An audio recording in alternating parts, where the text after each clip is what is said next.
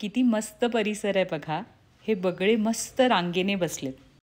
मी कुठेही लांब फिरायला आलेली नाही आहे. हा परिसर कोल्हापूरचाच आहे. माझी मैत्रीण वर्षा यांच्या घराच्या भोवतालचा हा परिसर आहे. आज इथे मी रानभाजीच्या शोधात आली आहे.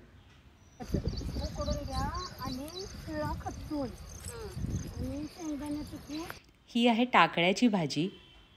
ही वर्षांच्या घराच्या भोवताली इतकी आहे की त्यांनी मला सांगितलं की अख्खं कोल्हापूर खाईल इतकी भाजी आहे. तर म्हटलं चला लगेचच व्हिडिओ बनवूया. वर्षा, तुम्हाला जर काय झालं नाही तर मी खाते. काय होणार नाही.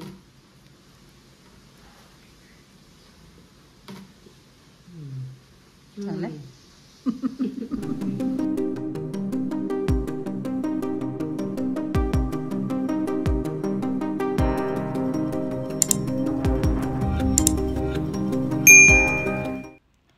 पावसाळ्याच्या दिवसात असा मस्त परिसर आणि मैत्रिणीचं घर अशा परिसरात असणं म्हणजे कसलं भारी. आज वर्षांनी मला रानभाजी बनवण्यासाठी इन्व्हाइट केलं होतं. इन्व्हाइट म्हणजे मी स्वतःच करून घेतलं होतं. आता आपल्याला काही ना काही नवीन नवीन कंटेंट हवाच असतो. कुणी काय बोलायचा अवकाश की लगेचच मी पकडते आणि माझ्या व्ह्यूअर्ससाठी असे मस्त कंटेंट शोधून काढते. तर हा आहे वर्षांचा होमस्टे आणि वर्षा आता आपल्यासोबत येत आहेत रानभाजी खुडण्यासाठी. आमची मॉडर्न शेतकरीण. ही जी कोवळी कोवळी पानं जी आहेत ना, ही सगळी खुडायची आहेत आणि ही छान स्वच्छ धुवून चांगली पाण्यामध्ये उकळून घेऊन निथळून यापासून भाजी बनवायची आहे. या टाकळ्याच्या पानांची भाजी ही गुणाने उष्ण असते. त्यामुळे शरीरातील कफ व वातदोष कमी होण्यास मदत मिळते. ही भाजी जर तुम्ही वरचेवर खाल्लीत तर शरीरातील अतिरिक्त मेद झडण्यास मदत होते.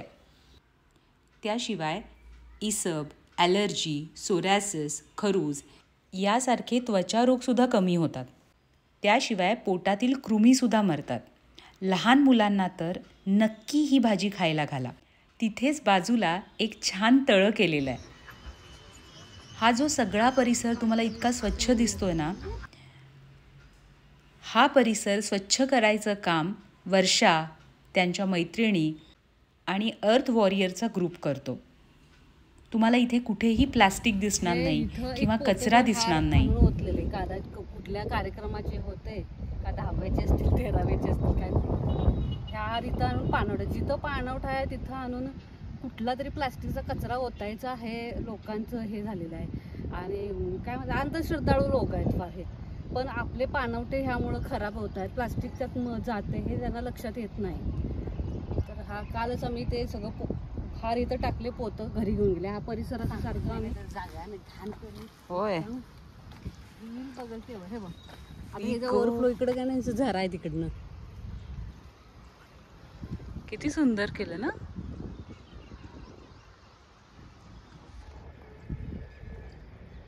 या बाजूला तुम्हाला बरेच पक्षी दिसतील.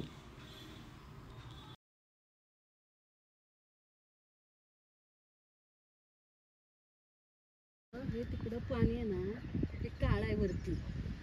त्याला मध्ये मध्ये त्यांनी ना मातीचे दगडाचे बंधारे घालत आले. हा मग त्यामध्ये हे होऊन येतं फिल्टर होत स्वच्छ पाणी झाले. आणि हे गाई म्हशींना आंघोळीसाठी त्यांनी केलेलं आहे. अच्छा रेडे डोर. नुसतं पाहिलं तरी किती फ्रेश वाटतंय बघा. मग हे सगळं स्वच्छ ठेवायची जबाबदारी कोणाची आहे? आपलीच आहे ना. मग का तिथं जाऊन घाण करतात मला काही कळतच नाही. मग ती भाजी घेऊन आम्ही वर्षांकडे आलो. या होमस्टेचा व्हिडिओ तुम्ही पाहिला आहे का? वूड विंड्स नाव आहे या होमस्टेचा. याचा खास व्हिडिओ मी बनवलेला आहे. हा फॅमिलीसाठी रेंटवर देतात ते. खूप सुंदर आहे. इथून दृश्य पाहाल तर एवढं मस्त. सकाळी सकाळी तुम्हाला इथं खार निरनिराळे पक्षी दिसतील. अगदी छान आणि नैसर्गिक होमस्टे.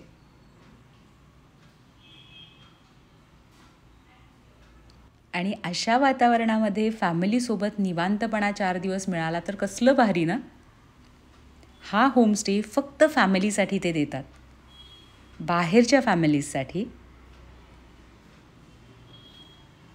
एका दिवसासाठी वगैरे अजिबात हा होमस्टे नाही, त्यामुळं त्यांना फोन करून त्यांना त्रास देऊ नका. खरं खूपच सुंदर आहे. जर तुम्ही फॅमिलीसोबत जाणार असाल तर इथे निवांत जा.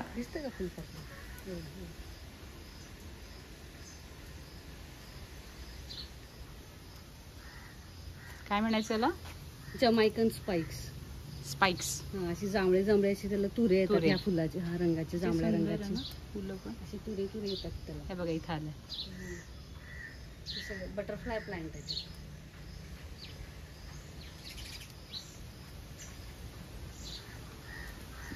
जसा हा होमस्टे बाहेर आहे तितकाच आत पण सुंदर आहे.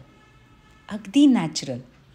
कुठेही तुम्हाला भपकेपणा दिसणार नाही, कुठेही झगमगाट दिसणार नाही. खूप सुंदर आणि सिंपल. ही कास्ट आयर्नची भांडी तुम्ही माझ्या बऱ्याच व्हिडिओमध्ये पाहिली असतील. ही आहेत फेरॉलची. माझ्या मैत्रिणीचंच प्रोडक्शन आहे. फेरॉल. भाजी बनवा खा आणि हेल्दी राहा. भाजी बनवा तर फेरॉलमध्ये.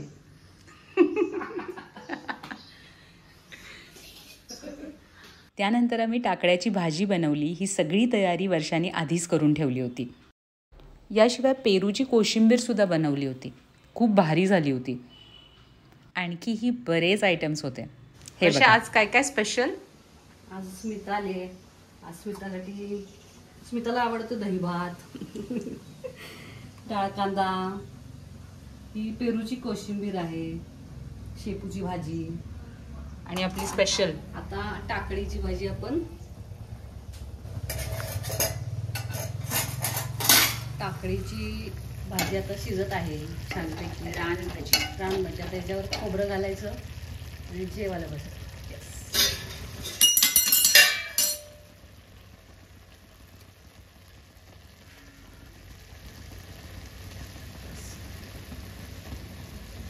एवढं सगळं घातल्यावर का चांगलं लागतं.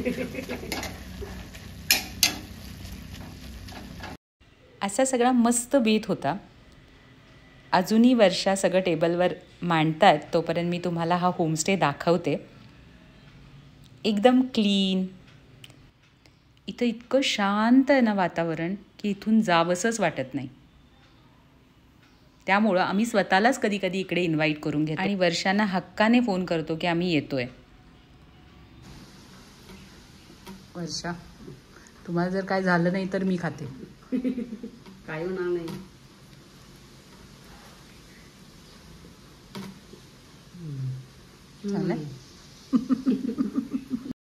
हा होमस्टे आहे राजेंद्रनगरमध्ये. इथून जवळच आमची आणखी एक मैत्रीण राहते. तिला कॉल केला आणि तिला विचारलं मी इथे आली आहे आणि मी आणि वर्षा तुझ्याकडे येतो आहे. ती बोलली मी थोडी कामात आहे पण तुम्ही येऊ शकता. कामात आहे म्हटलं तरी मैत्रिणीच्या घरी जायला आमंत्रण कशाला लागतं आहे. त्यामुळे आम्ही दोघीही निघालो. अगदी जवळच 5-10 मिनटाच्या अंतरावरच चिनारचं घर आहे. आम्ही चिनारकडे गेलो. चिनार ही एक आर्टिस्ट आहे. हिचे पेंटिंग्स आणि म्युरल्स खूप सुंदर असतात. मी यावर खास एक व्हिडिओ बनवणारच आहे. ही आहे चिनार आणि इथे बोर्ड वाचा कसा लिहिला आहे. इथे प्लॉट, रस्ता, लाईट, पाणी इत्यादीची चौकशी करू नये. अगदी टिपिकल पुणेरी बोर्ड. ती काय पुण्याची नाही आहे पण ज्या मैत्रिणीनं आम्हाला सांगितलं होतं की मला वेळ नाही आहे तिनं हक्कानं आल्यावर आम्हाला चहा पाजला. आता काय करणार, मैत्रिणी इतक्या वांड आहेत ना, ऐकतच नाहीत. येऊ नका म्हटलं तरी येतात. शेवटी जाता जाता तिच्याकडून चाफ्याच्या एक 4-5 फांद्या घेतला आणि निघालो. आय होप तुम्हाला हा व्हिडिओ आवडला असेल तर मग लाईक, शेअर आणि सबस्क्राईब करायला विसरू नका. Thank you so much for watching.